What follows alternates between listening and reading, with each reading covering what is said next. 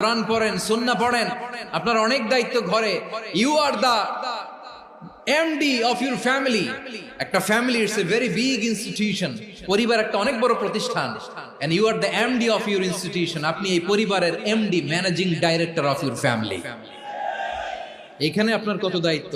আপনি ছেলে মেয়েদেরকে তারবিয়া করবেন, আপনি আপনার স্বামীর জন্য ঘরটার জান্নাতের নীর বানাবেন, আপনার জন্য জান্নাতের ডুপ্লেক্স বাড়ি ওইখানে তৈরি করে রাখবে কে? আপনি যে কত দামি আপনি জানেন না। নারীদেরকে আল্লাহ বানিয়েছেন উচ্চতর করে, নিম্নতর নয়। নারীদেরকে ছোট্ট জিনিস দিলে এটারে বড় করে দেয়।